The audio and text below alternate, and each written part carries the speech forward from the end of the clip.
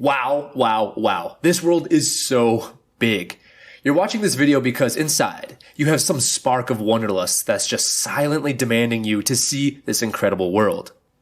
You may be in a spot in your life where things are uncertain, unclear, drab, or even hectic. You could be amid banality, success, failure, fatigue, or even rock bottom. Now, if lost, burnt out, discouraged, high self-esteem, low self-esteem, or just bored, get out and solo travel.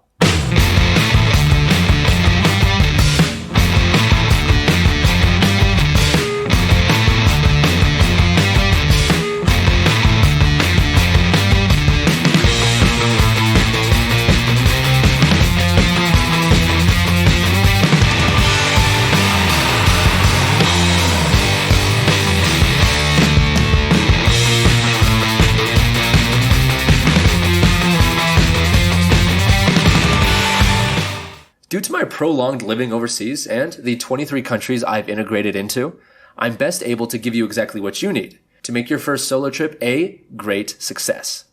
Now, I wouldn't have found such self-acceptance for myself or a more meaningful sense of being if it wasn't for taking these great solo planning steps I'm about to share with you. Hey guys, welcome back. I'm really happy to see you. And in case if you were interested, it's about 93 degrees at the equator today. There are many people in this world who hope and one day dream to see this big, beautiful world, equator included, with them being the sole captain of their journey. And in today's video, I'm going to bring some of you one step closer to achieving this incredible dream, because in a very strange way, you have been preparing for this trip your entire life. In this video, I'm going to give you everything. How to navigate the paralytic fears and concerns of your first solo trip. How to pack where to go, how to budget for the trip, what to pack, how to pack it, key steps to do the night before departing, and of course, how to stay safe during your transformative excursion. If there's anything more that you want me to cover, drop those asks and comments below. And be sure to subscribe and hit that notification bell so you can get the most from your overseas journey. Let's get started.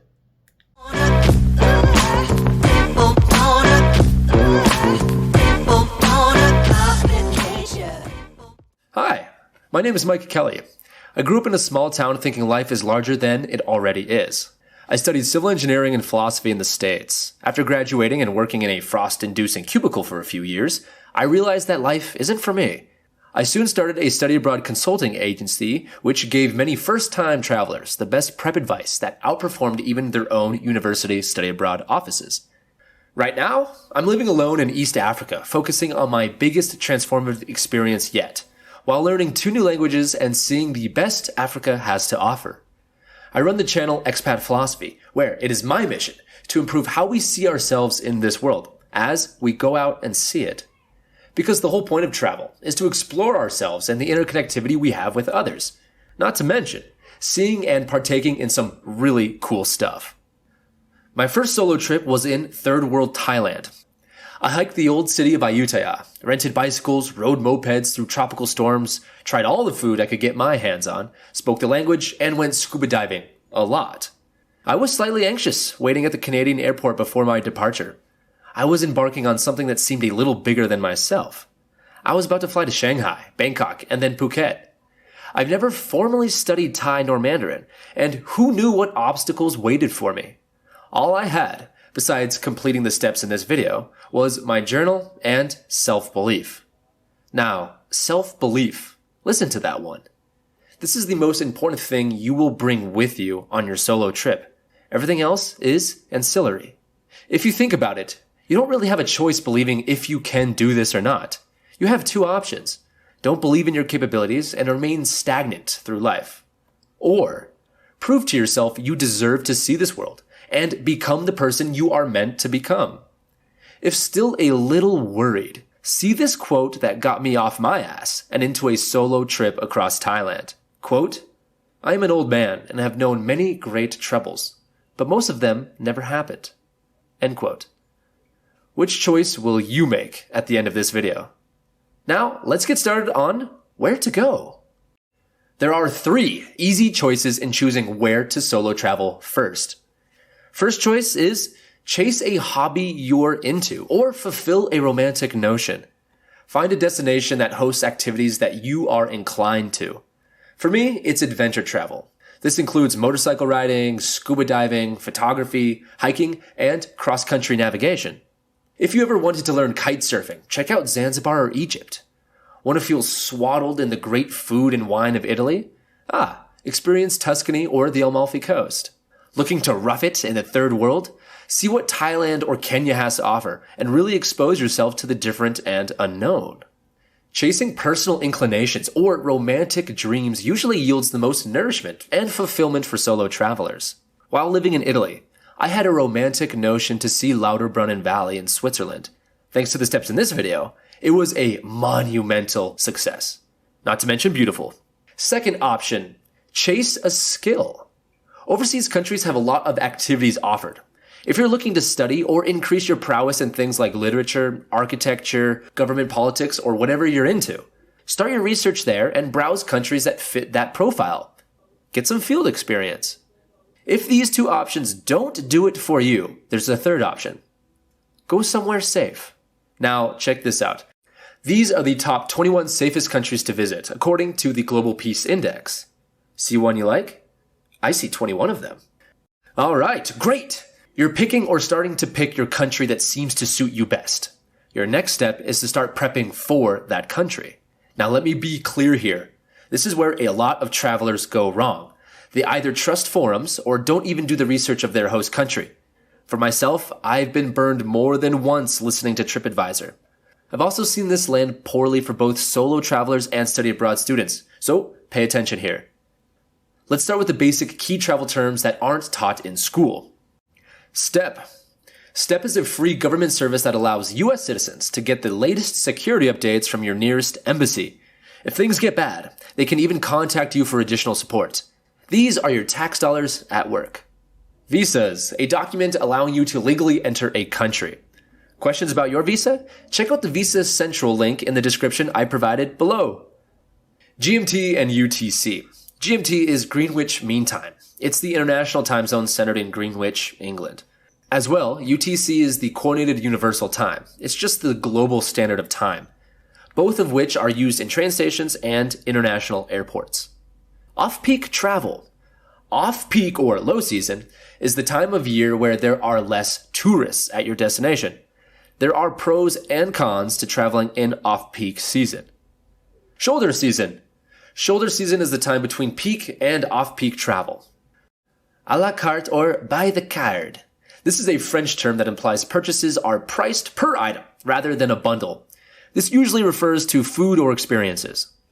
Customs declaration card. This one makes first-time solo travelers nervous and is usually filled out upon landing or in busy airport terminals. CDCs are just a card declaring what goods you're bringing with you that may adversely affect the country's economy, security, or biological environment.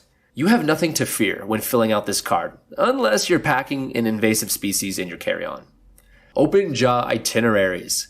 An OJI is a travel plan that means you're leaving a host country from a different location than where you entered it. This is common for solo travelers, as they want to see and experience the most from their overseas trip. This usually requires ground transportation. And lastly, VAT. VAT is value-added tax of the European countries. Each country in Europe charges a certain tax to consumers based on how well the country contributes to the European Union. You'll see it on receipts all over the place. That's it for the elementary, Watson. Let's dive into the good stuff. Now, what follows is everything you want to know about your host country. Research what excites you first, and follow those topics mercilessly. When you're done with that, see these critical additions that make or break the success of your solo trip. Find and write down any important addresses in case your phone gets lost, and yes, it does happen. You should include your nearest embassy, especially if you're visiting a third world country. Better to be safe than sorry. Get familiar with your new host country by looking up provinces and local geography. I highly recommend printing out small maps and placing them in your travel journal for easy and aesthetic access. Got a special spot in mind of where you want to go? Print out a zoomed in map of the neighborhood or downtown area and paste it in your travel journal. Now, it's important to note it is worth it to take a quick look at current events within your host country. Has there been a recent terrorist attack or natural catastrophe? Did a local football club win the big tournament? Well, what about civil unrest? Seeing what's on the grapevine allows you to integrate better within your new community and to be warned about any international dangers. Not researching required power outlets could mean you fry your new iPad with the wrong adapter. See the link in the description for what I recommend for overseas power converters. This next one is not a research topic, but a few must-have apps for overseas. WhatsApp, clear and clear. I use this app every day, and it's the easiest way to contact home and hostels. Download Google and or Apple Maps offline of the vicinity you'll be visiting in case service craps out on you. And pro tip, consolidate all your travel apps into a single folder for easy access. International scammers rely heavily on first-time travelers for a foreign payout. After all, we are a little tired, naive, and perhaps feeling out of our element. Now, I've got another video discussing the top 10 most common travel scams and how to avoid them. If so inclined, feel free to check it out. Local laws and rights. Remember Amanda Knox? Her legal situation exemplifies the importance of knowing the laws of your host country. Know them before you break them. This one is actually quite simple. Check out the CDC's Traveler's Health page in the description below and look up your intended country. Get the medicine and fin. Ah yes, local bus and rail systems. In all my years of travel, I've never seen anyone else research this topic, and I have no idea why. Preemptively acquire your city's local transportation system map and stick them in your travel journal. Because I do this every time, I've been mistaken like a local more times than I can count by doing this one simple step and knowing where to go without staring at my phone. This is another cornerstone topic for the expat philosopher. Key lingual phrases. Now pause me here and write these ones down. Just by knowing please and thank you, doors literally open up to you and smiles become much more abundant. Expect a video released soon discussing this topic further as it is so important. Local currency and exchange rates. Become familiar with the denominations of your host country and their exchange rates. For ease, print off images of their money so you don't get punked while overseas. Also, write simple conversions of these denominations in your travel journal so you're not stuck doing mental math at the counter. Finally, cultural mannerisms and etiquette. This one is critical. This one topic has given me more free gifts, more exclusive invites, and special privileges than any other research topic combined. This knowledge is the grease in the gears of successful travel. Nothing will encourage more acts of kindness than knowing how to greet the French, not insult the English, and flatter the Spaniards. Remember, when you're out there, we're not trying to be ugly Americans, but represent the best in ourselves. This research topic is crucial for this. Well, wait, where do you put all your research notes again? This is the best part. For everything you research, place your notes in your travel journal. Your travel journal then becomes the most prized possession while overseas. Save your passport. See the travel journal video link in the description below and learn more about this. Having a TJ is the #1 travel hack I owe all of my overseas success to. Up next, budgeting. Okay, once we have an idea of how much things will cost after your research, you can start to create a budget road map. Most travel advisors suggest a rigid travel budget. This is a huge mistake. Using a budget roadmap is better. It's more adjustable and accounts for yet unseen travel expenses. This is how you create yours.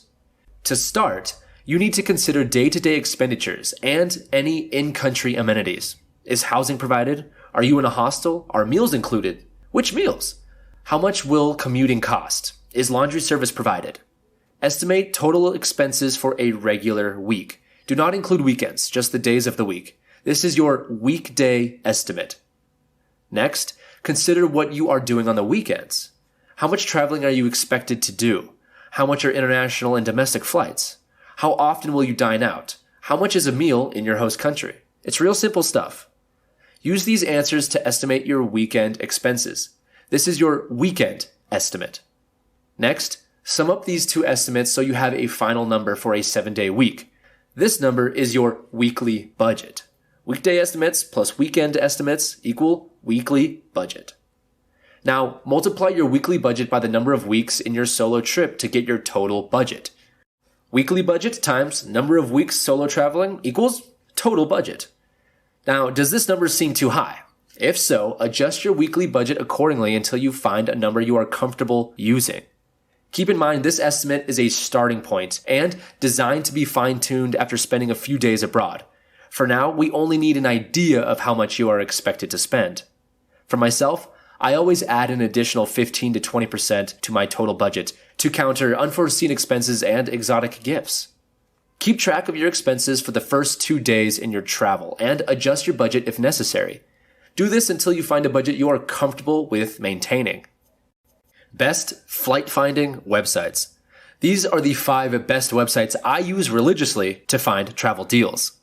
Going, formerly Scott's Cheap Flights. This is an email subscription service that doesn't send you junk, but insane flight deals everywhere and anywhere. Skiplagged, Momondo, Skyscanner, and sometimes Google Flights due to its incredible search engine. Now that you have a starting point on where to find your flights, you're really ready to save money on those flights. First, let's address the fundamentals of finding cheap flights. Most of this information is common knowledge and can be found in any online blog. But don't worry, we're going to go much further than that. This is just the rudimentary info in case you missed it. The cheapest days to fly are Tuesdays and Wednesdays, with competitive pricing on Mondays and Thursdays. Try to book flights that take off on these days. Shop for flights on Monday because that is when airlines announce their deals. Create customer accounts for any airline you use frequently. If visiting Europe, definitely create accounts for Ryanair and EasyJet. Try to fly on red-eye flights as they are much cheaper than daytime flights. And lastly, leverage off-peak seasons for better flight deals. Now that's it for the rudimentary. Here are the advanced tips for snagging incredibly cheap flights. Consider this first one a platinum pro tip. When searching for flights, check prices from nearby airports. Once I saved $220 on a flight by purchasing only a $50 bus ticket to take me to a neighboring airport. The options are endless, and all it takes are 3 quick steps. 1. Search flights from your home airport to a desired destination and find your ideal flight, acquiring price A. 2. Search flights from 1 or 2 nearby airports, price B and C. Step 3. Check how much it costs to bus, tram, or train to these neighboring airports and compare the cost savings against price A. If you save money in the low tens of dollars, the price usually isn't worth it. Leveraging open-jaw itineraries. Europe is a treasure trove for open-jaw itineraries. Start by finding dirt cheap one-way tickets arriving at your desired airport. What are the other cities associated with the flight deal? Are the airports connected by bus, train, or tram? A quick search will let you compare ground transportation prices between the airports. Then, compare the price and time durations. Your first priority is crossing the Big Blue. This tactic will save you some considerable green. Make it a priority to purchase the cheapest flights possible that cross the sea, and purchase a separate ticket from there to your final destination. Arriving in large hubs has its economic advantage, especially when we show you how to trick websites into thinking you're living in that country. This is how you do that. Use a purchased or free VPN service to change your device's location to your destination country. Online travel agencies use your device's location to adjust prices accordingly. OTAs and airlines often provide cheaper flights for those arriving back home to their home country. For example, when searching for flights from Seattle to Australia, switch your IP address to one in Australia and watch the price drop. That's simple. Okay, you've chosen where to go, what to expect, and how much it'll cost, and how to get there. Now, let's pack for it. To make it as easy as possible, I've included a link below in the description so you can immediately get your free PDF solo travel packing list. Be sure to check the solo traveler box and you're in like Flint. These are the 4 rules of solo packing. 1. Don't look like a tourist. There is a multitude of advantages to not looking like a tourist. Being integrated into the local crowd means merchants and officials will be less tempted to take advantage of you.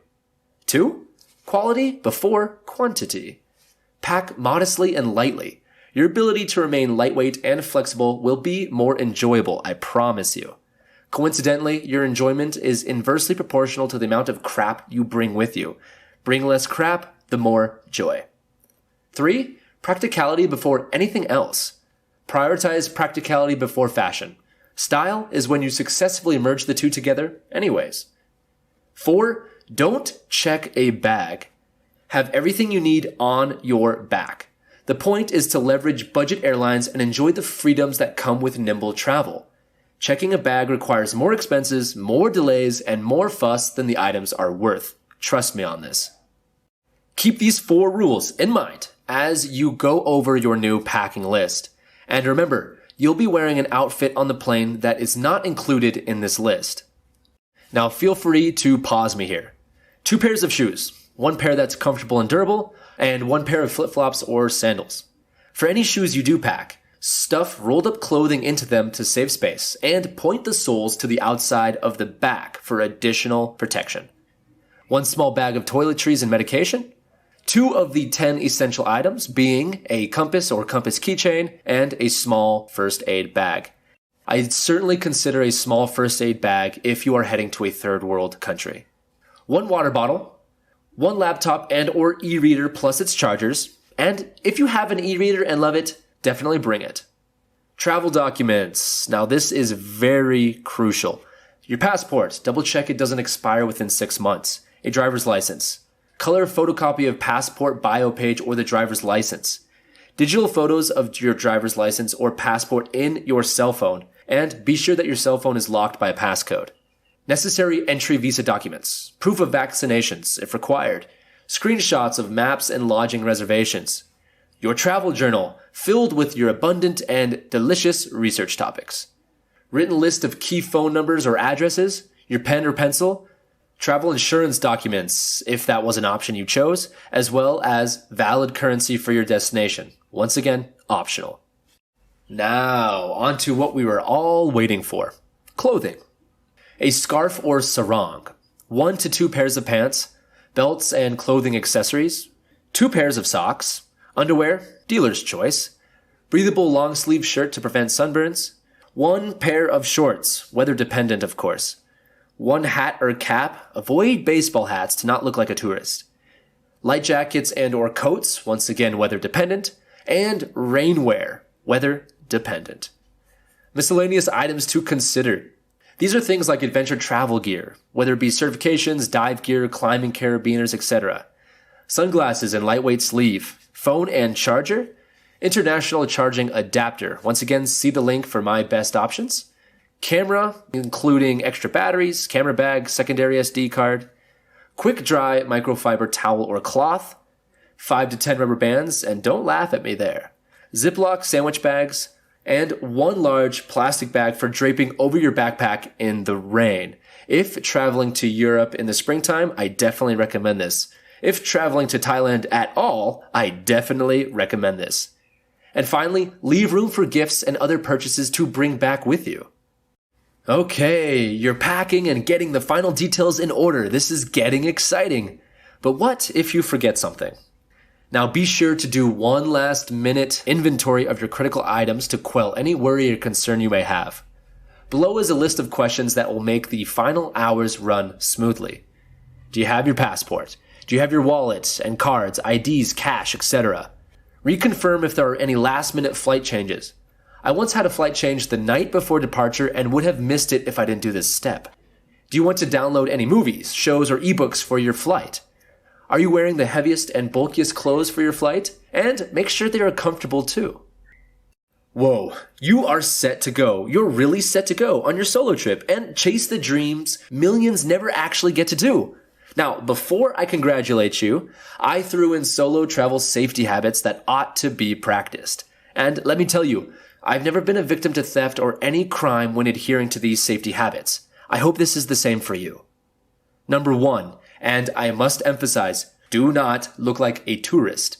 Your ability to blend in as much as possible will provide a safety net against desperate criminals looking for easy opportunity. 2. Store all your credit cards in your RFID-proof wallet. RFID stands for Radio Frequency ID, and scammers use devices to capture your card's unique radio frequency signature straight from your pocket. Using a modest-looking RFID-proof wallet will stop them then and there. See which wallet I suggest in the video link description below. And 3. There is a right way and a wrong way to store cash. Never store all your cash in one single place. When your lodging is secure, store majority of your cash deep within your suitcase or backpack. Keep extra currency stored in your shoe, phone case, or backpack in case you lose your wallet or other items. I know, it sounds silly to store your cash in your shoe, but you'll be happy it's there when you need it. Always store your most valued documents and money on your body, not a purse or backpack, but in your pocket. It can be more dangerous to leave such items in your rooms or hostels. Depending on the circumstances, some items should be left in your room. Use your best judgment. If you must use a sling bag, make sure it cannot be easily unzipped or cut away from your body. Woo! You guys have just received a crash course of Expat Philosophy's best kept secrets for a successful solo travel. Out of all of my escapades throughout Africa, Europe, as well as Southeast Asia, and of course North America, I have never been led astray by using the information that you just learned today. But I haven't been completely forthcoming with you. These successful solo travel tips do more than just allow you to get around. I've learned to rely upon myself like never before, even in the most morose times. All the alone time I had in my solo trips granted me the authentic space to really understand and promote the best parts of myself without any social pressures from others.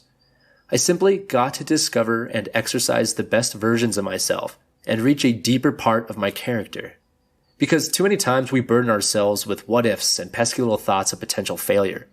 It's an old biological survival mechanism that keeps us away from becoming the person we always felt like inside.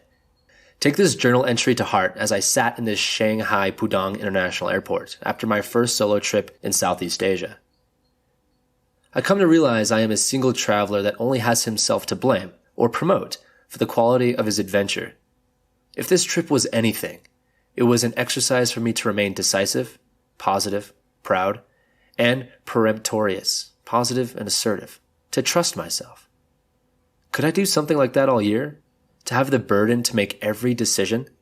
To remain 100% on top of my navigational game? I'd certainly like to try.